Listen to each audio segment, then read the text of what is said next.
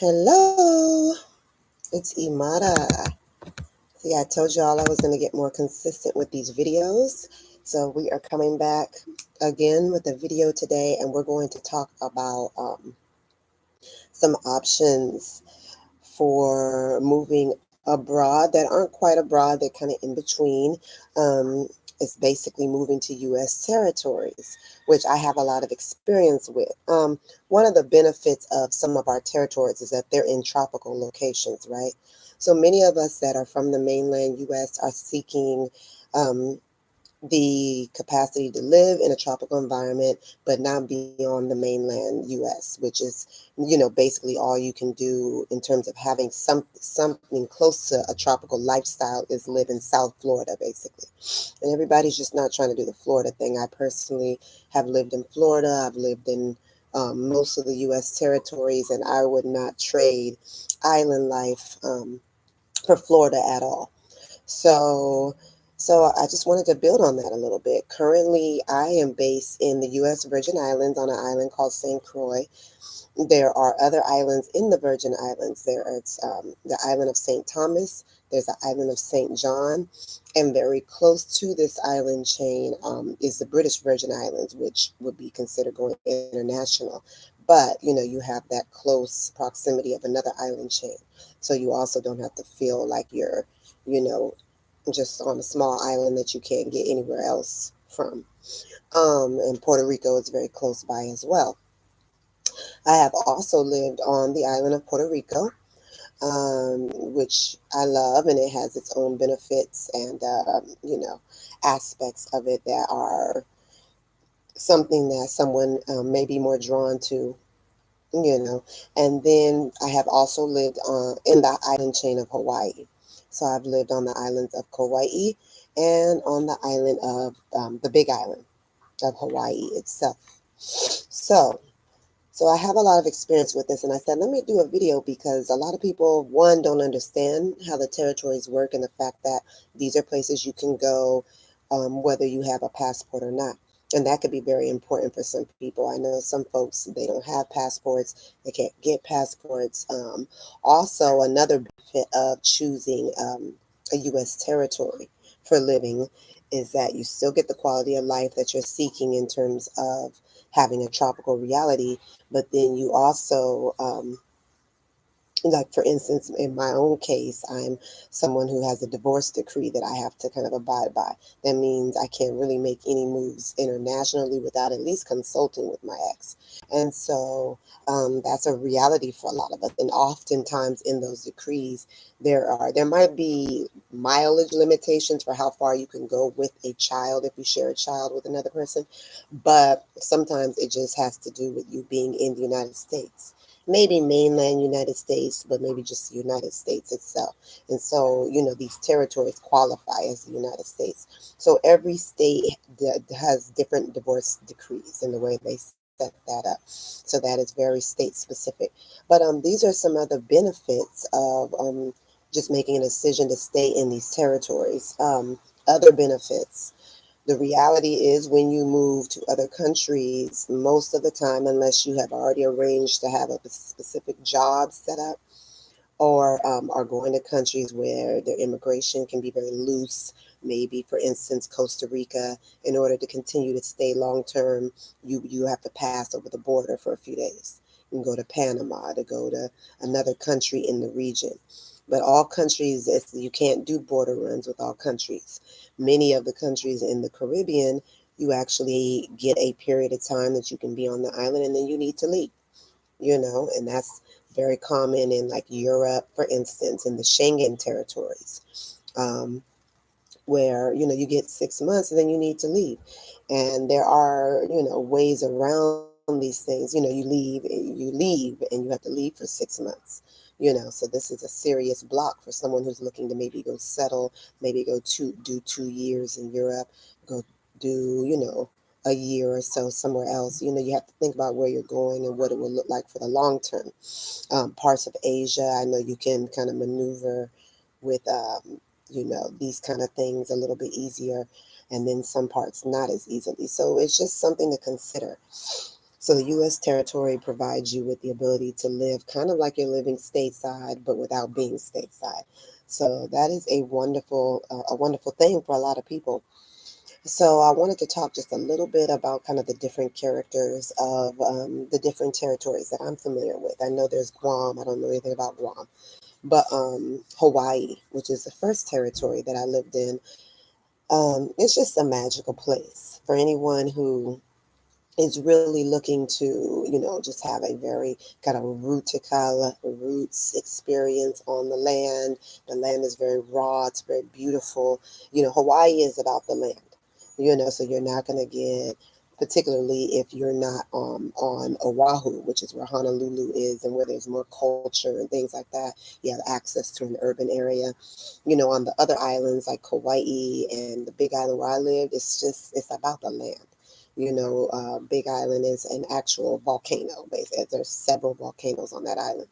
So, if you're someone that's seeking a lot of adventure, a lot of nature excursions, a lot of diversity, I highly suggest somewhere like the Big Island. For those people who, are looking for to just kind of disappear into another dimension, Kauai is very, very good for that. Kauai for me was a time of, I had a small child at the time. I had my daughter with me, and it was a time of exploring nature, exploring myself as a creative person. There's a lot of kind of bohemian types. Good morning, sweetie. I'll be right there, okay?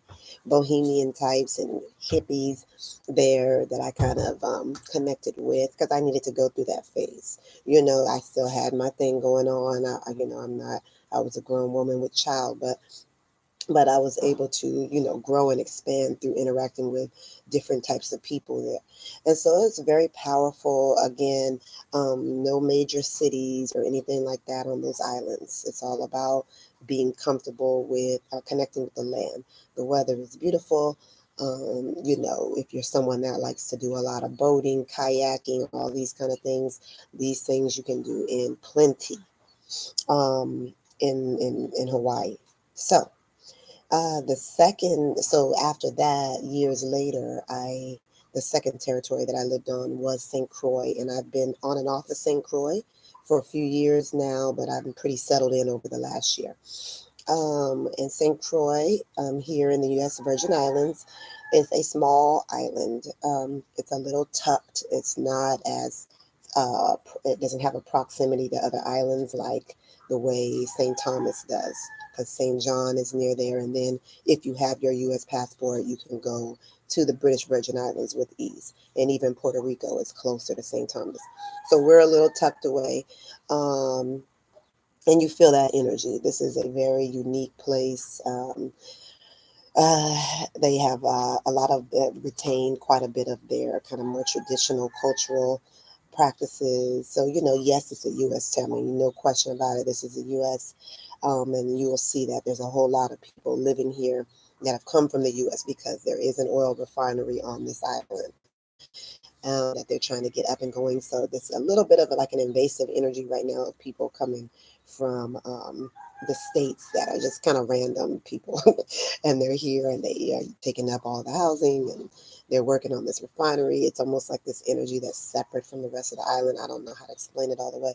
But so that's a one weird situation about here. But other than that, it's a very beautiful island. The community is pretty nice. Lots of fun activities, lots of great stuff for children. I really enjoy it for children. Right now in the Christmas season, especially, it really gets pumping with activities every day, every day. And then we're approaching Carnival season.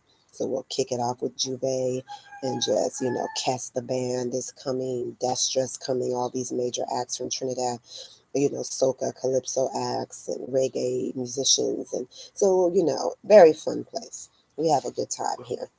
And it is Black Caribbean culture. And, I love it. I love it. Even though I've lived, in Puerto Rico, different places, I have to say my heart just keeps getting pulled, back here.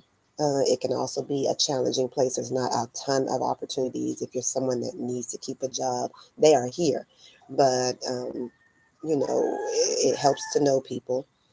And it's very hard if you don't in terms of that. So unless you just are like do something that's really rare and in demand or whatever. And then for me, my life on St. Croix has been about exploring myself as an entrepreneur. So because I haven't easily been able to like ease myself into any job positions, it forces you to be quite creative about how you're, looking at your business. And there's different income streams and things I do for business. And I feel like it's a place where you can have enough downtime. You can go commune with nature. You can do enough things, or you'll have enough meditative time to really think about what you're doing as an entrepreneur and execute it. And the thing I love about the Virgin Islands is that everything is in, I'm not gonna say everything, but they people on these islands, they love to support each other's businesses. And so if you launch something and you put it out there and you put it up on Facebook and people know you're in the region, that you're in this territory, they'll support you. Now, if you leave, even if they love what you have, they might not, because they're really into supporting, other people in the VI. And so I love that about it. It's not like stateside or people always complaining, oh, my people don't support me and my business, da da da. It's not, we've kind of gotten past that anyway because of social media over the years. But here you will notice that you can be creative and launch things creatively and be supported by the community. Um, so that is great. And then we have St. Thomas, which is out a bit, which is a really interesting island, more fast paced, has a little bit more of an urban flair to it. Definitely more kind of like a really kind of cosmopolitan energy to it.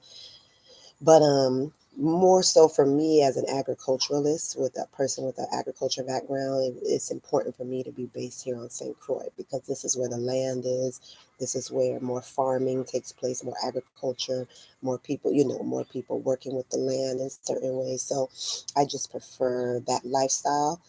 Even though you can have a fabulous lifestyle on St. Thomas, boating around and going to other island chains and doing different things. And, I'll be getting into more of that too. But for now, St. Croix is great. And then finally, right before the hurricanes hit, I was living in Puerto Rico for a good year. And that was amazing. I would say I had like nonstop fun on Puerto Rico that entire year. So for those of you who are drawn to Latin culture, heavy Latin culture, this is a real Latin country. Like, even though it's a U.S. territory and the amenities of the U.S. are certainly present there. I mean, it's not quite like an American city or an American state, but, certainly, a lot of things are up to par. And so, Puerto Rico is everything, beautiful nature, the rainforest, El Yunque, a thriving, bustling urban area, San Juan in the metro area, um, fun up and down the coast, different live music venues, things to do, lots of culture, and they are basically in the midst of a cultural renaissance. So if, again, you're drawn to Boricua and Puerto Rican culture, and particularly the people, the very kind of indigenous black and brown, darker Boricuas are certainly in the midst of a cultural renaissance, I want to say, where they are just doing bomba in their cultural dance, bomba in the streets, in the urban areas, in the countryside, in Louisa. They're doing, their dance, their drumming. They're like real audacious with it. They do it everywhere. It's amazing. It's high energy. It's everything. And people have just been turned out when they go to Puerto Rico and see all of the amazing magical art that is just kind of all through that place. It's a lot of art. I spent a lot of time in Louisa, which is kind of where they enclaved the dark folks, after slavery and all that. And so, that's where the Afro Boricuas is at, and they got their stronghold there. And it's, a small little area. It's not like popping all the time. It's pretty lazy little village vibes. But when the culture comes out, you see it's beautiful. So again, that's not going to be for everyone. It's certainly a Spanish speaking environment. Yes, they're Americans, and most of them are capable of speaking English, but they don't care about that as much. Most of them, when you're interacting, you're going to be dealing in Spanish. So if you're comfortable with Spanish, or you're comfortable learning Spanish, or you have a desire to, great place to go. It's not It's not like the Black Caribbean, like these areas like St. Croix and VI. It's a different culture. Latin Caribbean culture, they have a different flavor. It's a different language. It's, the drumming is its own thing. So I love it. I would suggest it to anyone who is comfortable, as long as you can be comfortable with it being a Latinized culture. I love it. It's perfect. So yeah, that's another really good one. And again, you don't need a passport. You don't have to worry about leaving. You don't have to worry about visas. You don't have to worry about stuff. That is key for someone who wants to really go ahead and be able to do a long-term move somewhere, or maybe just a forever move. Maybe you just want to live in the tropics and you don't really need to come back stateside for anything. These are good selections. Obviously, there's challenges to being particularly in the Caribbean. I think y'all all know we go through a hurricane season every single year, and it's very hit or miss. And, and everyone, there is an edginess to people during that time, and that's a good 5 months or whatever. There is an edge because after the traumas of Hurricane Irma and this island was hit by Maria, there's something to be said about that time. The people have been traumatized by that spate of hurricanes in 2017. So, all these things are things to consider. But ultimately, and one thing about Hawaii, there's less concern around storms and stuff like that. So if you're someone that doesn't mind being way out in the Pacific, it's a very isolated island chain.